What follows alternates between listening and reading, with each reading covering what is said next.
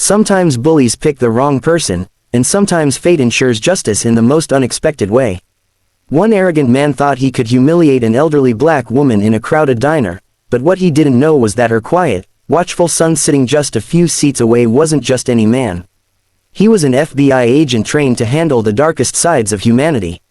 What began as an act of cruelty turned into a lesson the bully, and everyone else in that diner, would never forget. The old neon sign of Daisy's Diner flickered against the rainy New York night, a familiar beacon for regulars who sought warmth, coffee, and a slice of pie.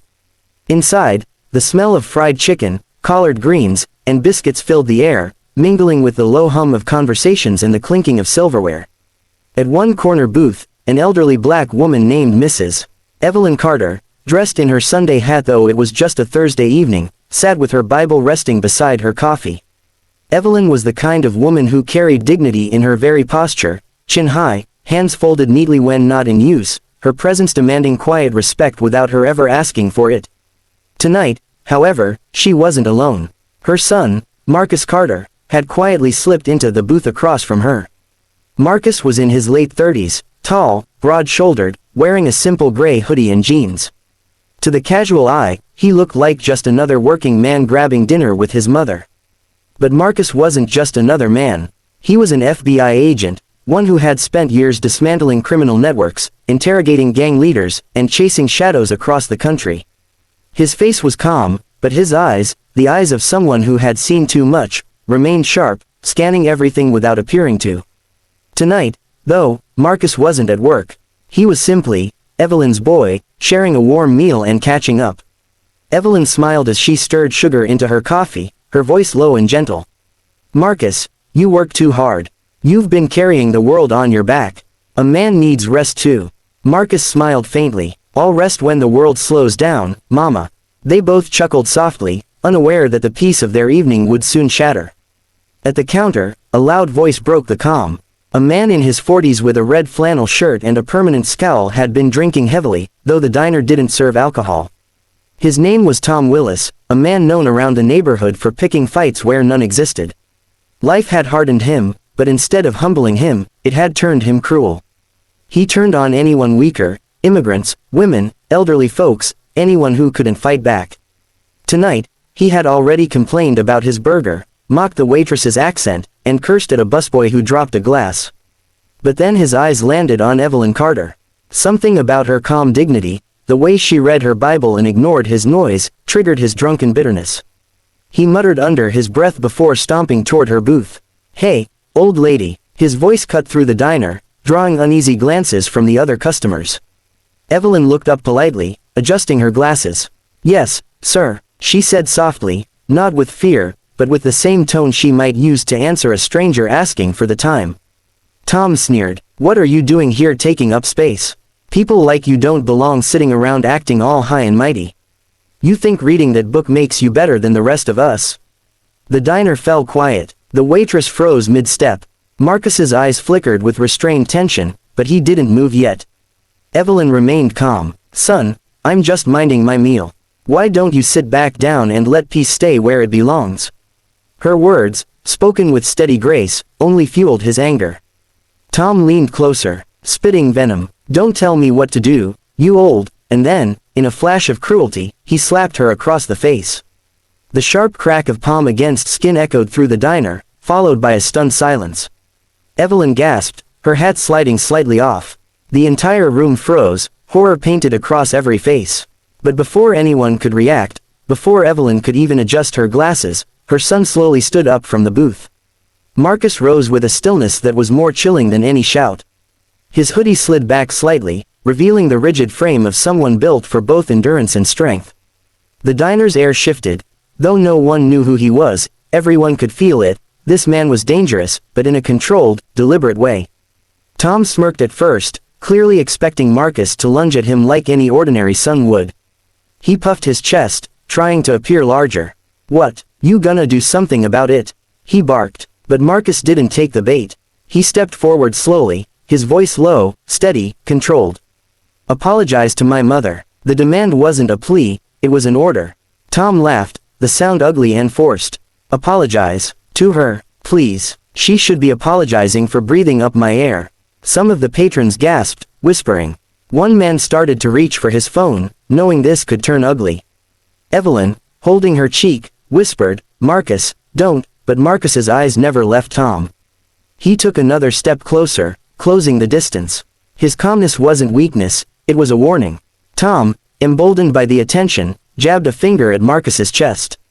What are you gonna do, tough guy?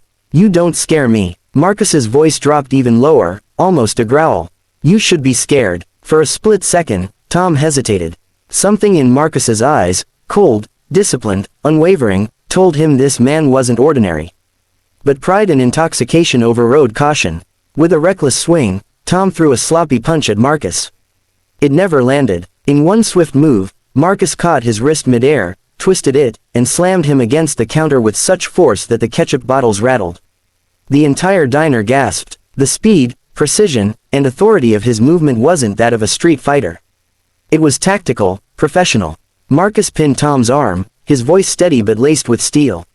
Last chance. Apologize. Tom grunted, trying to free himself, but Marcus tightened the hold with surgical precision, causing pain without chaos. All right, Tom yelled, his arrogance cracking into fear. I'm sorry, okay. Marcus released him abruptly, letting him stumble back, clutching his wrist. The bully's false bravado dissolved as whispers filled the diner. But Marcus wasn't done. He reached into his back pocket, pulling out a leather badge case. He flipped it open, letting the gold shield glint under the fluorescent lights. Federal Bureau of Investigation, Marcus announced, his voice cutting through the silence. You just assaulted a federal agent's mother. Congratulations, you've made the worst mistake of your life. The diner erupted in murmurs, some people covering their mouths in shock. Tom's face drained of color. Wait. No, I didn't know, he stammered. Marcus stepped closer, towering over him. Didn't know doesn't erase what you did. Everyone here saw it. You think you can walk around hurting people? You just picked the wrong woman. And tonight, you're not walking away from it. He signaled to the waitress. Call local police. Tell them I'll brief them when they arrive. The waitress, still trembling, nodded quickly and ran to the phone. Evelyn finally spoke, her voice soft but firm. Marcus, son, don't ruin your career over him. Marcus turned to her, and for the first time, his hard expression softened. Mama, I swore to protect people from men like him. That includes you. Tom, now shaking, tried to back toward the door, but Marcus's sharp command froze him in place. Sit down. And for the first time in his miserable life, Tom obeyed. The diner buzzed with tension as police sirens wailed faintly in the distance. Tom sat hunched at a corner booth, his face pale, sweat dripping down his forehead. The once arrogant bully now looked like a boy caught with his hand in the cookie jar. Marcus remained standing, his badge displayed openly, ensuring no one mistook his authority. He gave his statement calmly to the arriving officers, explaining how Tom had assaulted his elderly mother in public. Several patrons eagerly stepped forward, confirming what they had seen. The officers cuffed Tom, who stammered excuses. It was just a slap. I didn't mean it. She was looking at me funny. His words only made things worse. The officers exchanged disgusted glances. One muttered, pathetic. Marcus watched, his arms folded, his face unreadable. He wasn't satisfied with just an arrest.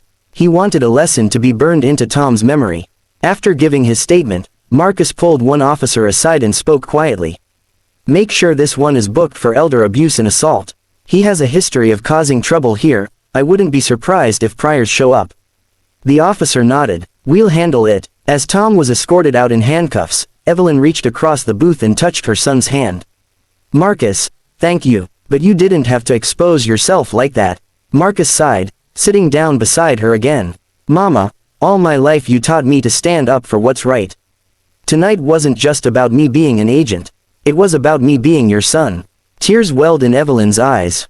She smiled softly, brushing his cheek like she had when he was a boy. Around them, the other diners approached Evelyn one by one. A young woman placed a hand on her shoulder and said, Ma'am, you didn't deserve that. You're an inspiration. An older man added, Your son did what every decent man wishes he had the courage to do. Evelyn nodded humbly, whispering, Glory to God. Marcus, though, sat silently, reflecting. He had taken down criminals with far bigger records than Tom Willis. Yet something about tonight cut deeper. Maybe because it wasn't just another case file, it was his own mother, the woman who raised him with love and discipline, the woman who never once complained despite hardships. Tonight proved to him that his work wasn't just a job, it was personal. That even off duty, he carried the oath to protect the vulnerable. The diner slowly returned to normal, but the atmosphere was forever changed. Every customer left with a story they would repeat for weeks. The night a bully slapped an elderly woman and paid the price, not in fists, but in justice. In the weeks that followed, Tom Willis's arrest became a cautionary tale in the neighborhood. Word spread quickly. The man who used to terrorize others had finally met someone he couldn't push around. And not just anyone, an FBI agent protecting his mother. The case made small local news headlines, the story framed not only as an assault but as a reminder of respect for elders. Community leaders pointed to it as proof that silence in the face of bullying was no longer acceptable. Marcus, however, didn't seek recognition. He returned quietly to his work, continuing his cases, never mentioning the incident unless asked. But something inside him had shifted. He visited Evelyn more often, shared more meals, and let her know that behind the badge, behind the cases, he was still her son first. Evelyn, meanwhile, became something of a quiet local hero. People at the church and the diner treated her with newfound reverence, not because of fear but because of respect. They admired her calm dignity even in the face of cruelty. And Evelyn, always humble, would smile and say, "The Lord gives me strength. My son just did what he was raised to do." Tom, on the other hand, faced real consequences. Charges of assault and elder abuse carried weight, especially with witnesses and an FBI agent involved. He spent time behind bars, and when he got out, he found the neighborhood no longer feared him. Instead, people looked at him with contempt. His power was gone, stripped away by his own choices. He was no longer a bully, just a bitter man with a reputation he could never shake. One evening, months later, Marcus and Evelyn returned to Daisy's diner. As they sat in their usual booth, the waitress brought them their meals on the house. "For you, Mr. Carter, and for your mama," she said warmly. Marcus smiled, but Evelyn spoke softly, her eyes twinkling. "Remember, Marcus, sometimes God places you where you need to be. You weren't just at the diner that night by accident." Marcus nodded, squeezing her hand. "I know, Mama." They bowed their heads in prayer, the diner buzzing with warmth around them. For Marcus, the world would always be full of dangers, shadows, and cruelty. But that night had reminded him of something deeper, that his greatest mission wasn't written in case files or hidden in investigations. It was written in the wrinkles of his mother's smile, in the dignity she carried, in the love she had poured into him. Protecting her, and people like her, was the truest work he would ever do.